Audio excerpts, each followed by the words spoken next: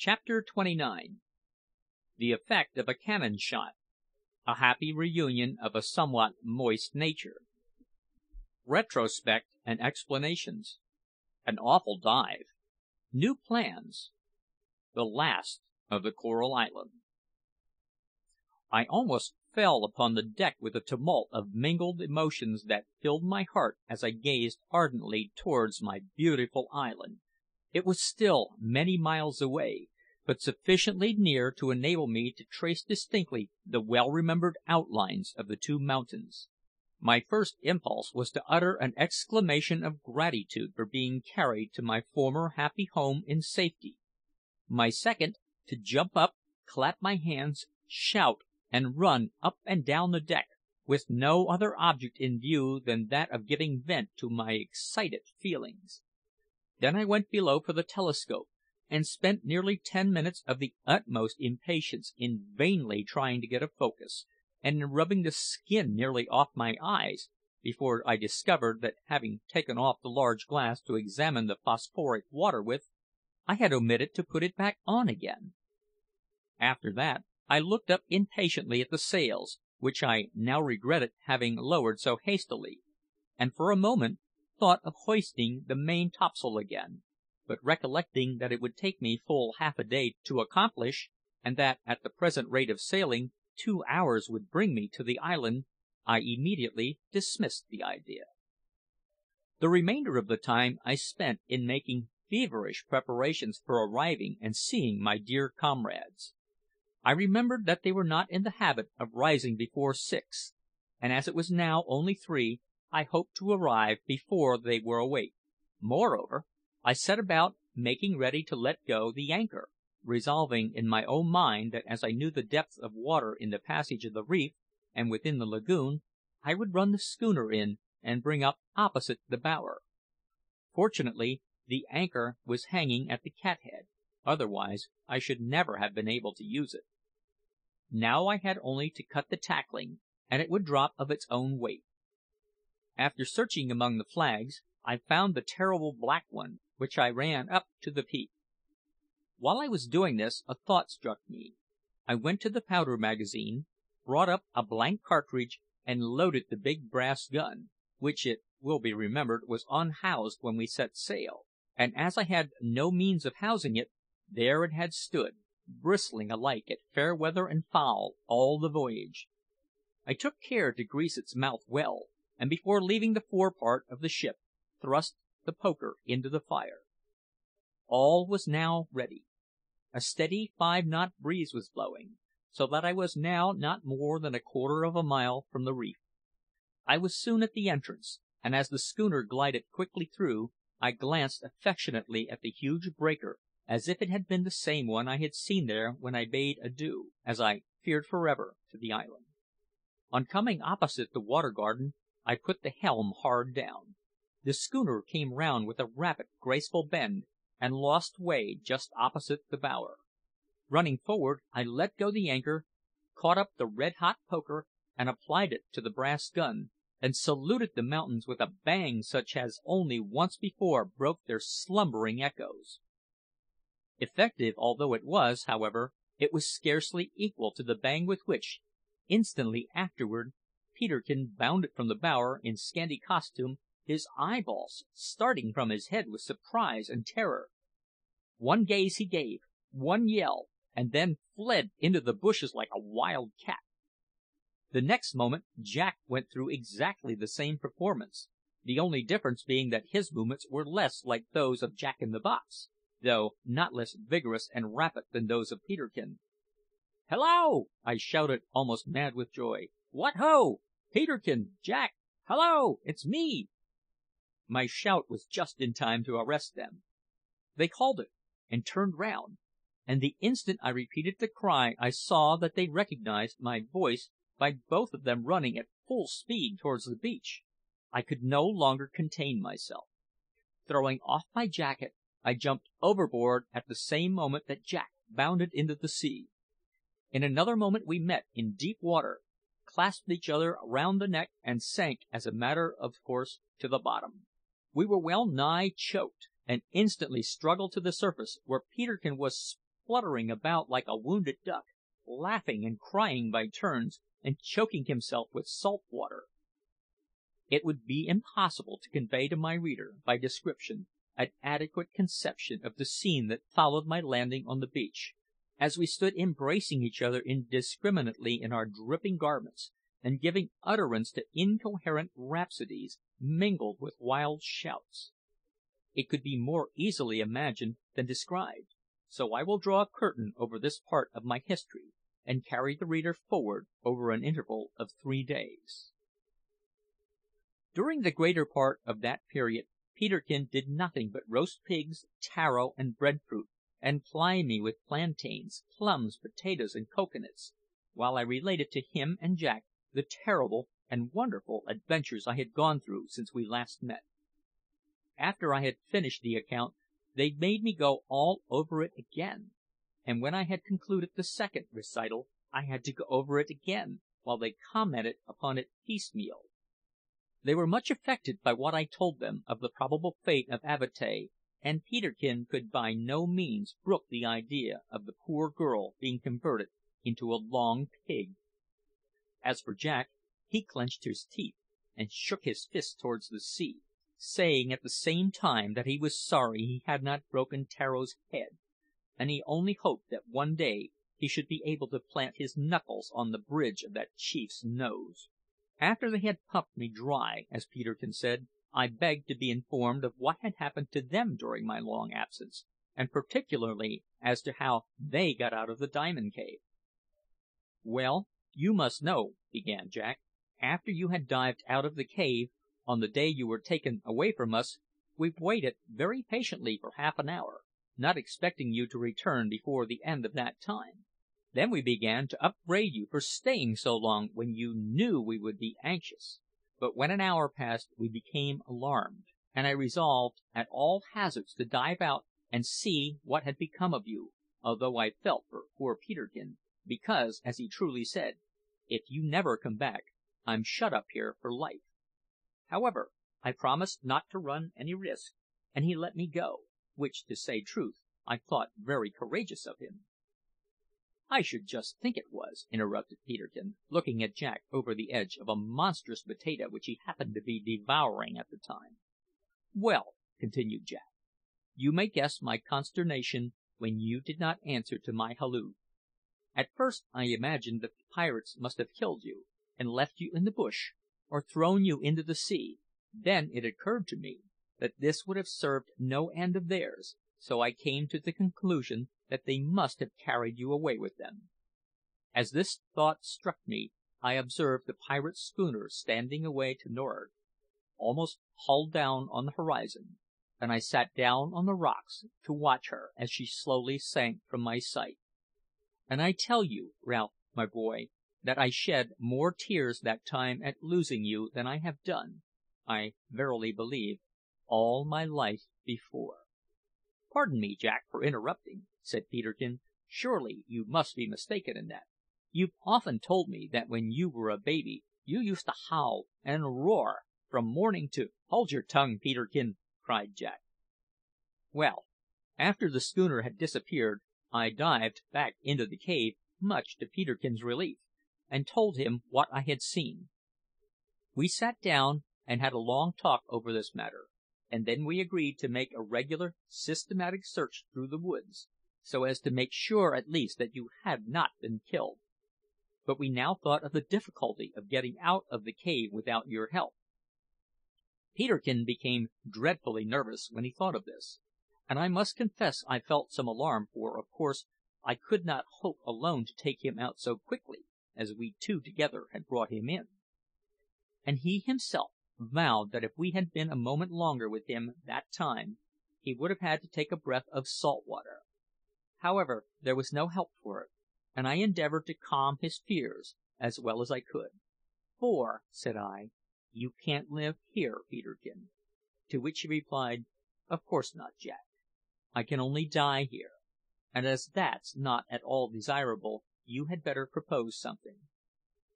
So I suggested he should take a good long breath and trust himself to me.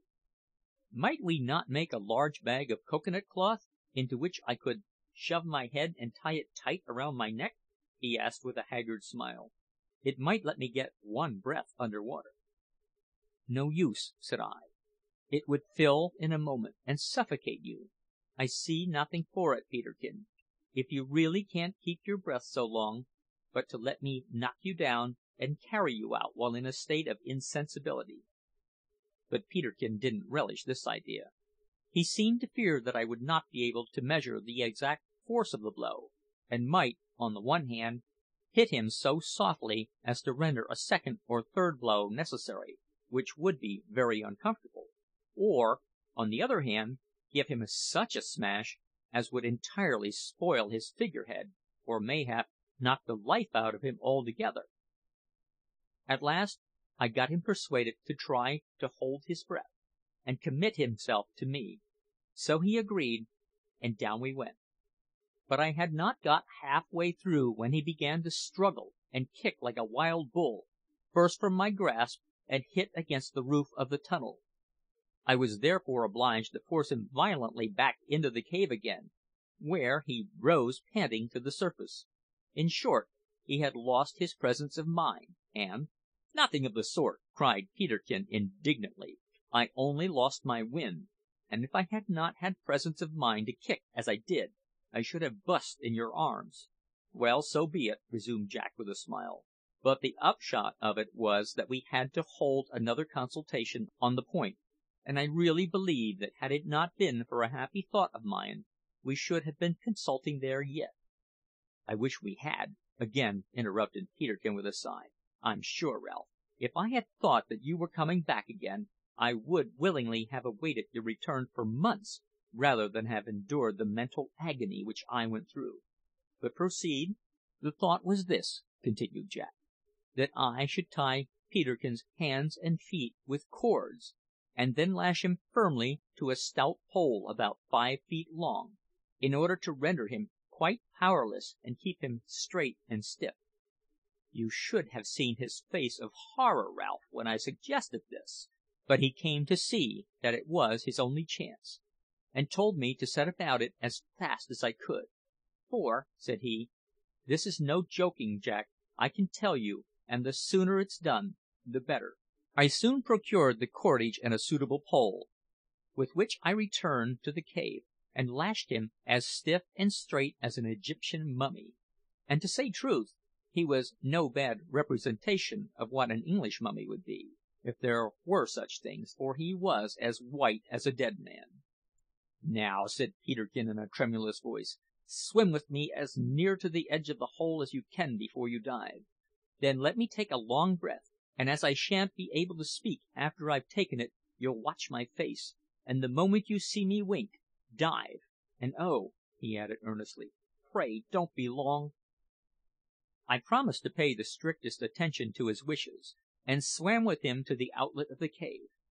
Here I paused. "Now then," said I, "pull away at the windlad." Peterkin drew in a breath so long that I could not help thinking of the frog in the fable that wanted to swell itself up as big as the ox. Then I looked into his face earnestly. Slap went the lid of his right eye, down went my head, and up went my heels. We shot through the passage like an arrow and rose to the surface of the open sea before you could count 20.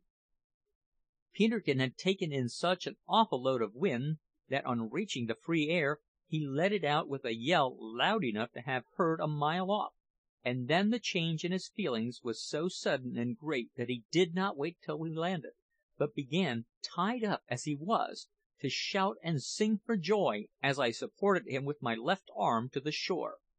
However, in the middle of a laugh that a hyena might have envied, I let him accidentally slip, which extinguished him for a moment. After this happy deliverance, we immediately began our search for your dead body, Ralph, and you have no idea how low our hearts sank as we set off day after day to examine the valleys and mountain sides with the utmost care. In about 3 weeks we completed the survey of the whole island, and had at least the satisfaction of knowing that you had not been killed. But it occurred to us that you might have been thrown into the sea, so we examined the sands and the lagoon carefully. and afterwards went all round the outer reef. One day, while we were upon the reef, Peterkin espied a small dark object lying among the rocks, which seemed to be quite different from the surrounding stones. We hastened towards the spot, and found it to be a small keg. On knocking out the head, we discovered that it was gunpowder. "It was I who sent you that, Jack," said I with a smile.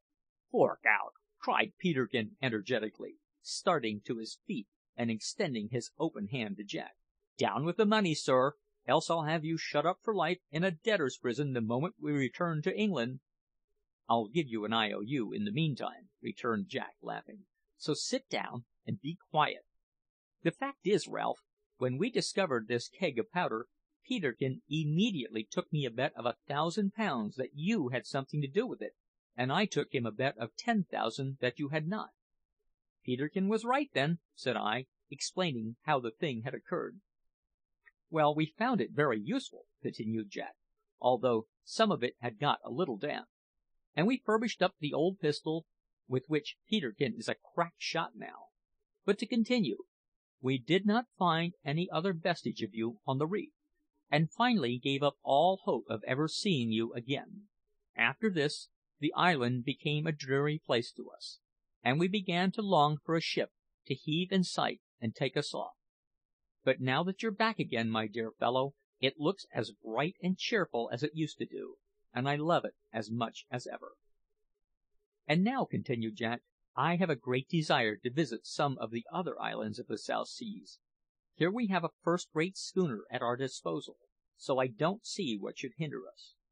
"Just the very thing I was going to propose!" cried Peterkin. "I vote for starting at once." "Well, then," said Jack, "it seems to me that we could not do better than shape our course for the island on which Avatea lives, and endeavour to persuade Tararo to let her marry the black fellow to whom she is engaged, instead of making a long pig of her. If he has a spark of gratitude in him, he'll do it. Besides, having become champions for this girl once before, it behooves us, as true knights, not to rest until we set her free. At least, all the heroes in all the story books I have ever read would count it foul disgrace to leave such a work unfinished." "I'm sure I don't know or care what your knights and story books would do," said Peterkin, "but I'm certain that it would be capital fun; so I'm your man whenever you want me." This plan of Jack's was quite in accordance with his romantic, impulsive nature, and having made up his mind to save this black girl, he could not rest until the thing was commenced. "But there may be great danger in this attempt," he said at the end of a long consultation on the subject. "Will you, lads, go with me in spite of this?" "Go with you!" we repeated in the same breath. "Can you doubt it?" said I. "For a moment?" added Peterkin. I need scarcely say that having made up our minds to go on this enterprise, we lost no time in making preparations to quit the island; and as the schooner was well laden with stores of every kind for a long cruise, we had little to do except to add to our abundant supply a quantity of cocoa nuts, breadfruit, taro, yams, plums, and potatoes, chiefly with the view of carrying the fragrance of our dear island along with us as long as we could. When all was ready, we paid a farewell visit to the different familiar spots where most of our time had been spent. We ascended the mountain top and gazed for the last time at the rich green foliage in the valleys, the white sandy beach, the placid lagoon, and the barrier coral reef with its crested breakers. Then we descended to Spouting Cliff, and looked down at the pale green monster which we had made such fruitless efforts to spear in days gone by. From this we hurried to the Water Garden, and took a last dive into its clear waters and a last gambol amongst its coral groves. I hurried out before my companions, and dressed in haste, in order to have a long examination of my tank, which Peterkin, in the fulness of his heart, had tended to with the utmost care, as being a vivid remembrancer of me rather than out of love for natural history. It was in superb condition, the water as clear and pellucid as crystal, the red and green seaweed of the most brilliant hues, the red, purple, yellow, green, and striped anemones fully expanded, and stretching out their arms as if to welcome and embrace their former master; the starfish, zoophytes, sea pens, and other innumerable marine insects, looking fresh and beautiful; and the crabs, as Peterkin said, looking as wide awake, impertinent, rampant, and pugnacious as ever. It was indeed so lovely and so interesting that I would scarcely allow myself to be torn away from it. Last of all, we returned to the bower and collected the few articles we possessed, such as the axe, the pencil case, the broken telescope, the penknife, the hook made from the brass ring, and the sail needle with which we had landed on the island; also the long boots and the pistol, besides several other curious articles of costume which we had manufactured from time to time. Then we conveyed on board in our little boat, after having carved our names on a chip of ironwood, thus: Jack Martin, Ralph Rover, Peterkin Gay. This we fixed up inside of the bower. The boat was then hoisted on board and the anchor weighed, which latter operation cost us great labour and much time, as the anchor was so heavy that we could not move it without the aid of my complex machinery of blocks and pulleys. A steady breeze was blowing off shore when we set sail, at a little before sunset. It swept us quickly past the reef and out to sea. The shore grew rapidly more indistinct as the shadows of evening fell, while our clipper bark bounded lightly over the waves. Slowly the mountain top sank on the horizon until it became a mere speck. In another moment the sun and the coral island sank together into the broad bosom of the Pacific. CHAPTER 29.